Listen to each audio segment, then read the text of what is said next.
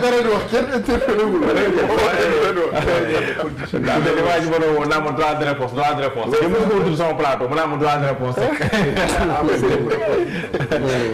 waaw souvent lii dafay faral di am man dama bëggoon a jéem a analyser président Embalo ban intérêt la am ba mën a toog ak Sonko aussi ban intérêt la mën a am ba dem wuyu ji invitation comme li ko gars yi di waxee comme on n'était pas là-bas du ñu am les secrets c'est-à-dire que Embalo d'abord première chose moom mooy président négocié CEDEAO d'abord première chose CEDEAO daanaka ni mu mel noonu la mel xaw na jaxasoo trop Sénégal jaxasoogul donc moom il peut faire de l'anticipation comme Sénégal ñi ngi am benn crise bi débordé gul crise la te comme dama war a ñëw Dakar parce que officiellement il n'est pas venu pour ça il est venu Banque africaine de développement ñooy dajeeg chef d'État yi pour rendre leen mi ngi mel ni comme banque quoi mu ñuy tuddee conseil d'administration voilà très bien pour ñëw ADENISA expliquer nan la gérer banque bi ak yooyu chef d'État ñu xool lu ñuy décider mu ne en marge de ça dañu ñëw baneen bi mooy moom Thierno mi ngi ko doon wax léegi il y a ce qu'on appelle le style Embalo c'est-à-dire que moom style la moom président la boobu mais ci président bi dafa am style moom xam nga kii d'abord militaire la moom moo nekkoon général armée Guinée-Bissau te Guinée-Bissau mënuloo ko comprendre lu dul comprendre loolu mainmise bi armée bi téye ci Guinée-Bissau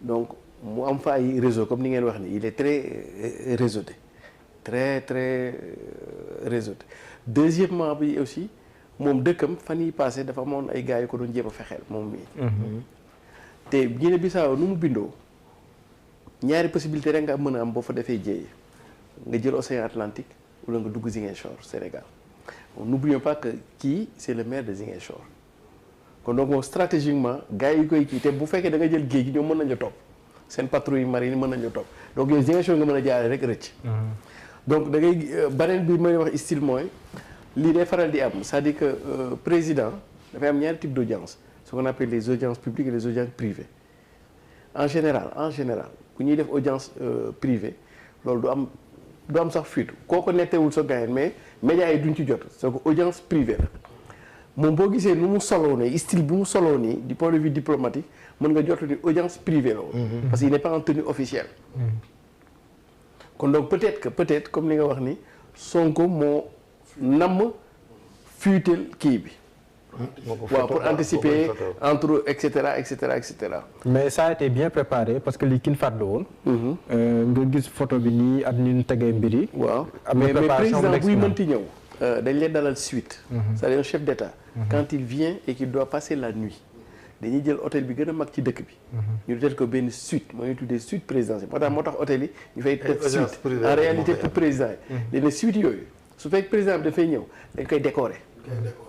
drapeau yi yëpp amu fa dañuy def ambassade dem récupérer photo yi def ak yooyu du def protocole ce qu'on appelle le protocole protocole bi lay defar yëpp parce que président bi moom fu mu mënti nekk rek foofu ci espace su waaw dafa war a tëdd kii bi dafa war a kii bi résidence bi rek ak ambassade bi foofu mooy territoire et cetera donc moom dafa mel ni comme si ku bëgg foofa naan ak ku bëgg ku ko wéttali loolu mooy audience bi parce que ci kii dañ ko jox ndombo mu nekk CEDEAO donc moom CEDEAO fonction principalement mooy paix ak sécurité d'abord. c'est ça dëkk bi jaxasoo na comme yenn dëkk yi mi ngi koy yëgee parce que dafa réussir lu grave parce que Thomas Blaise dañ ko condamné à perpétuité ci affaire Thomas Sankara bi. donc il n'était même pas envisagé que mu ñibbisi. jamais. léegi Blaise àgg na Ouagadougou. même si les avocats de so kii ne non moom bu ñëwee rek dañ ko waroon jël aéroport yóbbu kaso parce que àtte dañ koo pare mais ba léegi Blaise ñu ngi ko fay bàyyi comme lii kii expliqué te loolu Blaise bu mënee ñëwaat moom mi jaar na ci joué na ci lu bari régime yi nga doon wax nii comme yi nga doon wax troisième mandat régime militaire yi nekk fii yëpp presque moom daf leen di inspiré c'est que gars yi dañ ko njëkk a nekk président mais avant moo leen gënoon influent foofu ñu bëri ci moom lañ doon jaar mais gars yi nag ñu comme par exemple Macky moom jàppale na lu bëri Macky Sall lu bari Macky Sall mais Macky da ko gën njëkk a nekk président loolu mooy seen affaire donc yow tu as comme l'impression militaires yi nekk Burkina militaires yi nekk Mali presque ay connexion dañu am peut-être dañ ko njëkk a nekk donc moom day am intérêt en tant que président CEDEAO muy affirmer leadership parce que kii wax na ko quoi parce que mooy li ñuy le style c'est-à-dire que moom il n'est pas dans l'ordre protocolaire. Ce qu'on appelle l'ordre ancien. si farfelu. kii mën na ñëw takk laafa. mën nga ko jox ay affaire ak yooyu. il n'est pas dans le classicisme quoi. bu doon école dañuy wax dans le classicisme. il n'est pas classique. waaw il n'est pas classique. ah lui il a son propre style à lui. mooy li ngeen doon wax atypique quoi. waaw il est un peu atypique donc dafay bëgg. wane ni moom mi ngi fi mooy li kii dafa am genre fugg quoi loolu mooy kii mais ci beneen kii bi tamit mooy président Ousmane Sonko moom day am intérêt stratégique pour nangu daje bi. parce que kii ba ñuy def élection Sonko nongo si Sonko. adversaire am la apporté soutien. c'est ça ouvertement. comprendre par kii ñëw gagné. donc moom daje bi dina mën a permettre. ñu briser glace bi dina mën a permettre ñu am benn début de kii parce que on sait jamais Sénégal mën na mujj ci ay loxoom et cetera et cetera donc am na benn parenthèse préélectorale boo xam ne daje bi dina leen ko permettre ñu mën koo fàtt d'autant plus que comme li ngeen wax ni Ziguinchor c'est l'arrière-cour de Guinée-Bissau Ziguinchor aussi c'est le prolongement de Guinée-Bissau dont Ousmane Sonko est le maire donc foofu da ngay jàpp ni gisuma comme ñoom Madiambel en fait débat bi am entre Alioune Tine ak Madiambel là mën naa ko comprendre c'est-à-dire que peut-être Madiambel jàpp na ni Alioune Tine peut-être est un peu proche de Sonko ah donc mu bëgg a apporter dindi.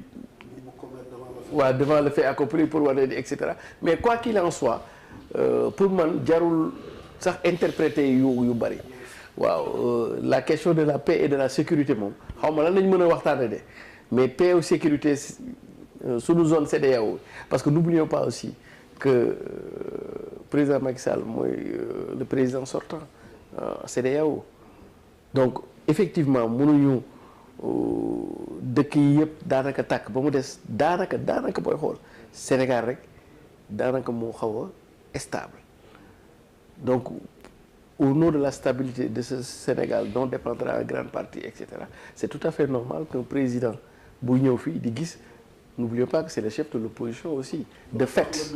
mais sànq benn naan président sortant CEDEAO bu ñu koy kii bu yàgg ba bëgg a wax mais. waaw donc c'est tout à fait moom bu ñëwee ba Sénégal. ba dajeeg ñoom Macky ak dajeeg yooyu qu'il puisse rencontrer l'opposant numéro 1 de fait de fait du Sénégal ba nga xam ne ak crise yi fi jot a am yëpp. donc c'est tout à fait normal c'est tout à fait naturel d'autant plus que ñun heure bu problème mësaan am Guinée-Bissau Sénégal taxaw na ca depuis ay Gabon yooyu donc Souleymane Faye day faral wax ni nit ki de bu foogee ni moo la gën. boo koy xettali du ko bëgg ndax moom bu sañoon saa su ne moo lay xettali. te ñun loolu dalul suñu diggante Guinée-Bissau heure bu ñu amee problème Sénégal da daan dem dimbali leen tey nag Sénégal moo am problème c'est tout à fait normal que le président Guinée-Bissau ñëw jëm ci àddoog yooyu c'est tout à fait normal. jërëjëf da nga si bëggoon dool dara rapidement. non c'était pour leur dire que la commune de Ziguinchor amul fii benn effet ak statut maire parce que Guinée-Bissau dafa nekk frontière avec des communes tu sais suñu système yi nga xam ne à part la relation diplomatique frontières yi c'est la police des frontières la délimitation des frontières avec l'armée et la police la gestion entrée ak sortie que gère la police haute les communes n'ont pas d'incidence dans la relation diplomatique internationale amuñ ci benn rôle frontières yi aussi commune bi nga xam ne moo nekk ak yow moom ngeen di nekkal peut-être dans la relation communale mais en tout ce qui concerne les flux nit ñuy dugg ak di génn ak yeneen c'est le gouverneur le préfet le sous-préfet l'armée la gendarmerie et la police donc bu ko booyee comme li nga wax vous l'avez bien dit c'est pour faire la police au niveau de la CEDEAO quand les gens de la CEDEAO là appellent un opposant ce qui est évident c'est pour lui parler comme vous dites ay paix et sécurité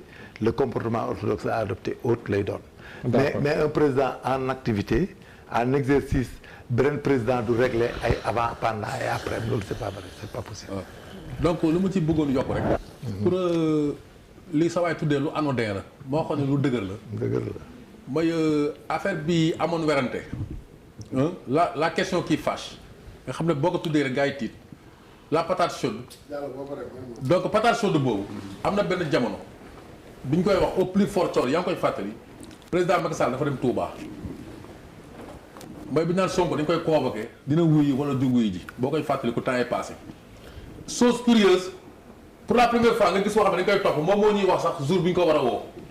naan le 6 boobu ni mu ko waxee sax du leer ni mu wax non c'est très sérieux le 6 boobu ni mu koy waxee du leer wax na ba pare kenn xamul ndax dafa bëgg wax ne le 6 damay wuy ji wala du ma wuy ji ñu toog di ko xaar dafa ne ci semaine bi lay dem boobu tey demul après ñu gis président Macky Sall dem. Sonko mooy dem wala dañ koy woo. Pape mooy dem wala. mooy dem wala mooy dem si buddi ma xam jàll nga ko la force man. léegi pour leeral la foofu. waaw. on rend la justice au nom d'un peuple. léegi peuple dafa am lu soxla mooy stabilité bu fekkente ne loolu président Macky Sall waxoon ñëpp di ko xaram mais dans les faits loolu mooy réalité ne ba tey war nañ mooy jàpp nit ma arrêté machine bi parce que dafay andi coow parce que stabilité mooy finalité justice stabilité moom. mais Thierno nga baal mais amul benn rapport li nga doon wax at wuyu. lan lan moo wuyu kii nga ne. non da nga ne demoon newoon na le 6. waaw dañ naa mais kenn koo ko yow jàll pardon. non vous êtes dans un traquenard ci dossier bi da nga xaw a réer. non yow c'est vrai que dama réer non c'est vrai que dama réer. non xam nga xaw a kii. waaw dama réer non dama réer. mais yow yaa ma réer xam nga tax. waaw da nga tudd sànq le 6 ne dafa war a wuyu ci. waaw ma ne la. chef man dem wax na ko te dafa ma nangu. waaw ndax moom mooy dem par la force dem si ma xam jàll ne ko par la force may déglu. wala ma xam ma koy convoqué. voilà léegi xam nga ma ñëw. waaw léegi moom juge daf ko woo parce que il faut avoir une mémoire d'éléphant pour reconstituer fait yi moom février mars. non man bii laa wax bii du mujj bi laa wax. voilà pour nga xam ne bu mujj bii nii.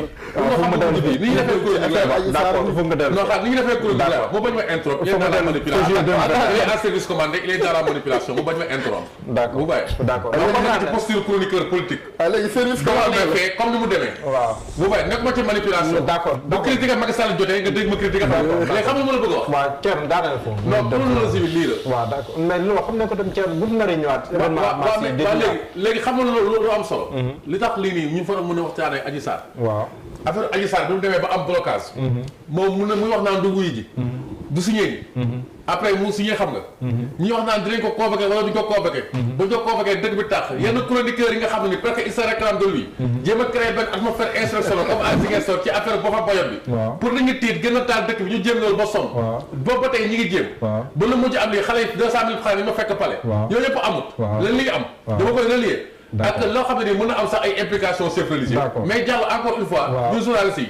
tapette bi ñu nekkee nii ci affaire Sonko boobu ñu débarrassé wu. loolu dafa ñu réglé ko tamit quoi. sinon du ñu débattre dans ce pays quand même. rapidement li ma bëggoon wax. on n'est pas objectif quand il s'agit de non Sonko. Thierno yaa ngi def di coq à l'âne. c'est pas du coq à l'âne Diallo je regrette. waaw d'accord dama jox ñaari ce pays quand même. ñun booy wax ñu bàyyi wax quoi. benn mooy l'affaire Adji Sarr. Thierno loolu rek a ci def. desuma ci man rek. waaw d'accord. li nga di defee nii nga xam ne dafa am naa fekk ngeen koy aborder. waaw bul ma dagg si nga war a aborder avec dëgg. waaw xaaral ma ñëw naa fekk. waaw bul ma dagg Thierno nag yaa ngi porte suñu war ma nag. non du am na quoi tam Diallo non naa fekk fa mooy hypocrisie en français. ni nga teetee mooy hypocrisie. hypocrisie daf ci am. man naa fekk du ma nangu ko ma ko wax. non waxuma yow du yow de. non waxuma yow. mais boo koy gis xam nga naa fekk dafa baat bu diis. non du dafay baat bu diis ba dëgg yàlla. jëli kenn ko wax naa réponse. maagali man dama bëggoon rappeler benn affaire gàtt par rapport ak li mu soulevé affaire danaa signé domicile Ousmane Sonko daf fi toog diir procès bougé wut convoqué wu ñu enquête wuñ dégluwuñ mu dugal ñetti demande pour ñu lever interdiction bi gars yi bañ pour faire bouger les choses mu génn du ma signé woo nañ ma keroog depuis jour temps dematuma signé tension am justice xëcc ñu xëcc médiateur yi dugg na ko demal signé di en temps loo ci gis déglu nañ ñëpp te pourtant dossier bougé wuloon ñëpp Adji Sarr Ndeye Khady ñëpp ba mu des moom kan mooy convoqué Ousmane Sonko